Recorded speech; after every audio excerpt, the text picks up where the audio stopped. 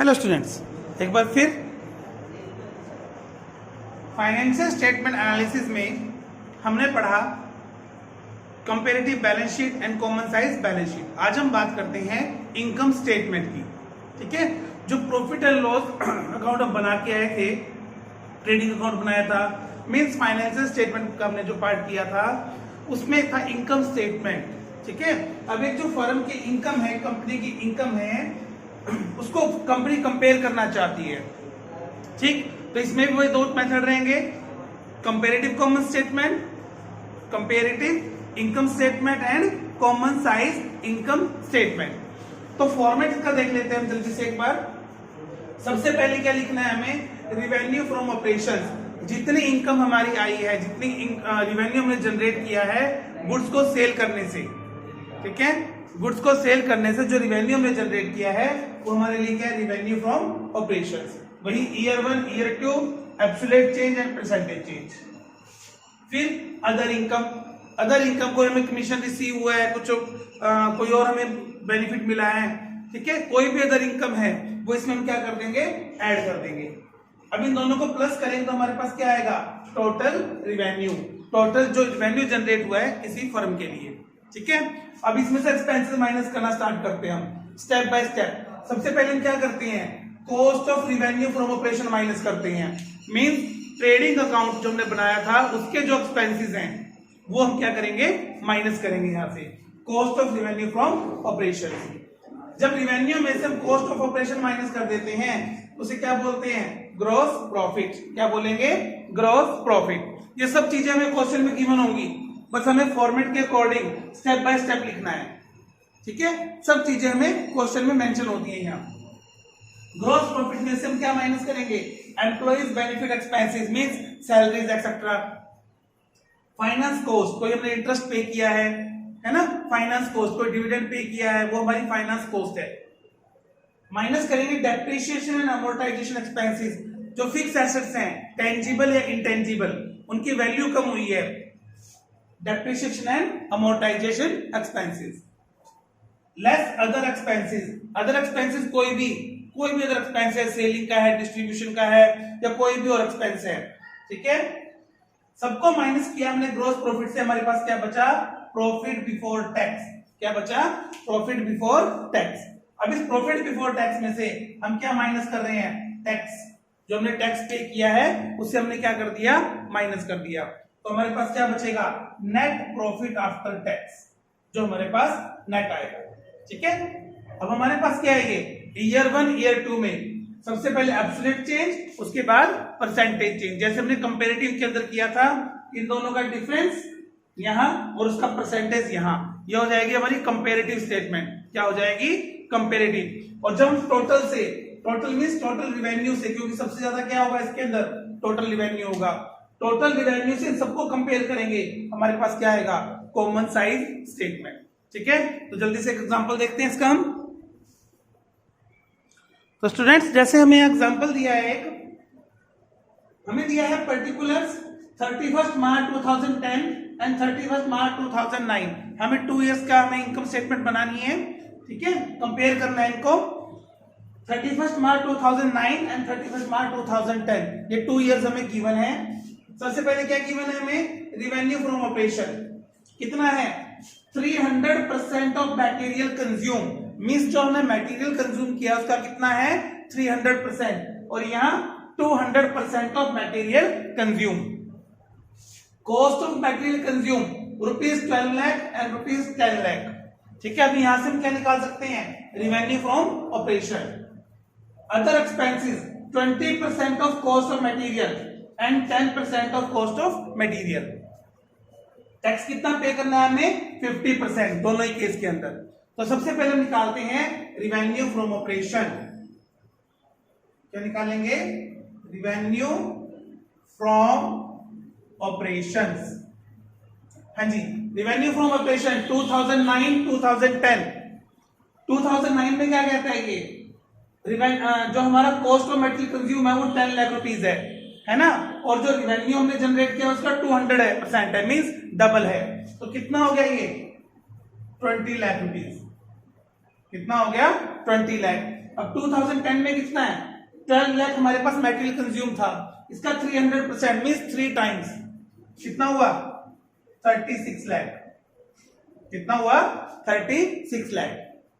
Obsolete change कितना है हमारे पास यहाँ 2036 यानी कि 16 लाख का हमारे पास क्या आ गया ऑब्सोलेट चेंज आ गया।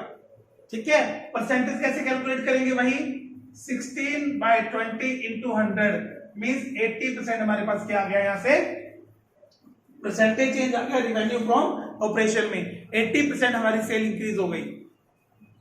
नेक्स्ट लेस क्या करना है इसमें से हमने लेस करना है कॉस्ट ऑफ मटेरियल कंज्यूम। क्या माइनस करना है हमने कॉस्ट ऑफ मटेरियल कंज्यूम कितना है 2009 में 10 लाख रुपीस, यहां कितना है 12 लाख रुपीस है ना। चेंज कितना आ गया 2 लाख 2/10 into 100 यानी कि 20% का चेंज आ गया। कितना चेंज आ गया 20% का। समझ आ गया। लेस क्या करेंगे अदर एक्सपेंसेस। क्या लेस करेंगे हम अदर एक्सपेंसेस। अदर एक्सपेंस कितना है 10% of cost material. Cost of material कितना था 10 लाख। 10 लाख का 10% कितना हुआ 1 लाख। कितना हुआ 1 लाख। यहां इसको एक बार अकाउंट क्लोज कर देते हैं हम। ठीक है, और यहां कितना है 20% ऑफ कॉस्ट मटेरियल यानी कि 12 लाख का 20% 2,40,000। कितना चेंज हो गया यहां से 1,40,000। कितना आएगा 140/10 into 100 यानी कि 140%। समझ आ गया यहां तक। Total expenses cost of material consume plus other expense equal to total expense. कितना हो गया 10 + 1 11 लाख रुपीस। कितना हो गया 11 लाख रुपीस। यहां कितना हो जाएगा ये 14,40,000। कितना चेंज हो गया 3,40,000। कितना चेंज हो गया 3,40,000। तो 340/100 ठीक है, नियर अबाउट 30% के आसपास आएगा ये। नेक्स्ट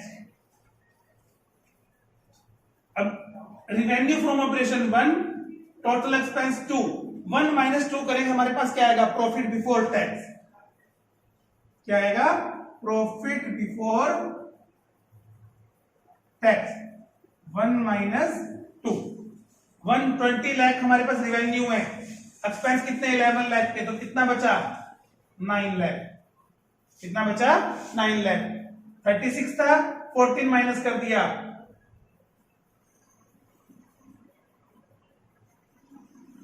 कितना बचेगा ये 1160। तो 260 हमारा ऑब्सोलेट चेंज आ गया। तो 260/900 into 100 ठीक है। तो नियर अबाउट ये हमारा 30% के 3% के आसपास आ जाएगा ये। ठीक, नेक्स्ट प्रॉफिट बिफोर टैक्स आ गया। लेस क्या करना है इसमें से हमने टैक्स। लेस क्या करना है टैक्स। टैक्स कितना है 50%। अभी 50% किसका होता है प्रॉफिट बिफोर टैक्स का।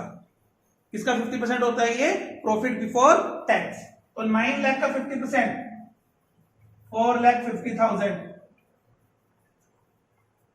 5,80,000। तो एब्सोल्यूट चेंज कितना आया 130।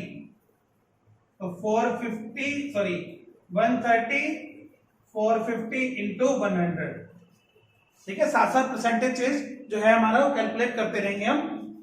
अब क्या बचेगा नेट प्रॉफिट आफ्टर टैक्स।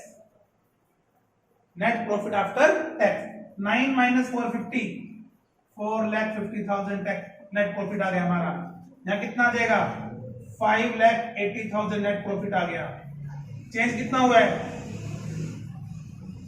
130 ठीक है। वही 130/450 into 100 समझ आ गया। ये क्या थी हमारे पास कंपेरेटिव इनकम स्टेटमेंट। जब हमने 2 ईयर्स को आपस में कंपेयर कर लिया। अगर इसी क्वेश्चन के अंदर हम कॉमन साइज स्टेटमेंट करते हैं। इसी क्वेश्चन में क्या करते हैं, कॉमन साइज। तो सारा मेथड यही रहेगा। क्या करना है, हमने हर किसी को किससे करना है, टोटल इनकम से। टोटल इनकम हमारे पास क्या है, रेवेन्यू फ्रॉम ऑपरेशन, इससे कंपेयर करना है। कैसे करेंगे, यहां लिखेंगे परसेंटेज ऑफ 2009, परसेंटेज ऑफ 2010, ठीक है। 20 लाख बाय 20 लाख इंटू 100, या 2010 में 36 लाख बाय 36 लाख इंटू 100। अब यहां कंपेयर करना है 10 लाख को किससे, 20 लाख से। तो 10 लाख बाय 20 लाख इंटू 100, यहां 12 लाख बाय 36 इंटू 100। ये कॉमन साइज में हो जाएगा। वो किसमें था, कंपेरेटिव में। कॉमन साइज में किसी एक आइटम को कॉमन लेके, कॉमन किसको लेंगे, जो सबसे ज्यादा है। सबसे ज्यादा क्या होता है, टोटल रिवेन्यू। और टोटल रिवेन्यू के नाम पे हमें यहाँ क्या दिया हुआ है, revenue from operation. 10 by 20 into 100, यहां 24 बाय कितना, ये 36 इंटू 100, ठीक है। ऐसे सबको आगे समझिए। ये हमारे पास क्या हो जाएगी, कॉमन साइज स्टेटमेंट। तो स्टूडेंट्स, हमारा कंपैरेटिव एनालिसिस था वो कंप्लीट हुआ है। कॉमन साइज एनालिसिस था वो हमारा कंप्लीट हुआ है, ठीक है। दोनों के अंदर हमने क्या पढ़ा, comparative balance sheet and income statement. दोनों में हमने पढ़ा कंपैरेटिव बैलेंस शीट और comparative income statement, common size balance sheet, common size income statement. तो नेक्स्ट क्लास में हमारा टॉपिक रहेगा रेशो, ठीक है। बहुत इंपॉर्टेंट चैप्टर है, 6 मार्क्स का पेपर में आता है ये, और प्रैक्टिकल जो एग्जाम होता है उसमें भी रेशो का टॉपिक रहता है, ठीक है। तो अब इसकी प्रैक्टिस कीजिए।